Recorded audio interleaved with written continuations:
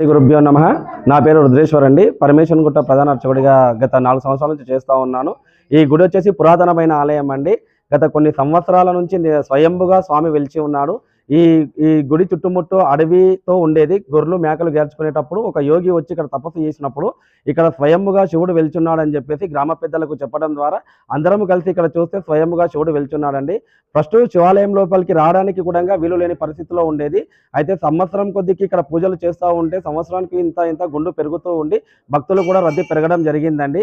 భక్తులు కోరిన కోరికలు తీర్చడం వల్ల ప్రతి ఒక్కరు ఇక్కడ ఏదో ఒకటి ధన రూపేణ వస్తు రూపేణ దాతలు సహాయం చేయడం వల్ల పక్కన హనుమాన్ టెంపులే కానీ, అమ్మవారి గుడి కానీ, సాయిబాబా గుడి, నవగ్రహాలు, పక్కన మన నాగులు ఇవన్నీ భక్తుల ద్వారా నిర్మించబడినాయండి. ముందర కళ్యాణ మండపం కూడా నిర్మాణం జరిగిందండి. ఇక్కడ రోజు నిత్య కార్యక్రమాలు రుద్రాభిషేకం ఉంటుందండి. శివరాత్రి రోజు మహాన్యాస రుద్రాభిషేకం రాత్రికి ఉంటుంది. ఉదయం నుంచి రుద్రాభిషేకాలు జరుగుతూ ఉంటాయండి.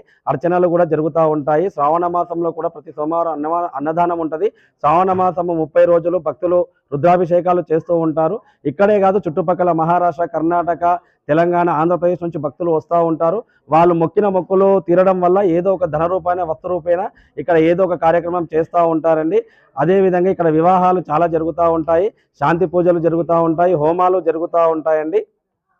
నమ్మినవి కోరిన కోరికలు తీర్చడం ద్వారా భక్తులు అనేవాళ్ళు చాలా అధిక సంఖ్యలో ఈ గుడికి వస్తూ ఉంటారు. ఎందుకంటే స్వయంభు వెలిచింది కాబట్టి స్వామివారి పైన భక్తుల నమ్మకం అనేది ఎక్కువగా ఉంటుందండి.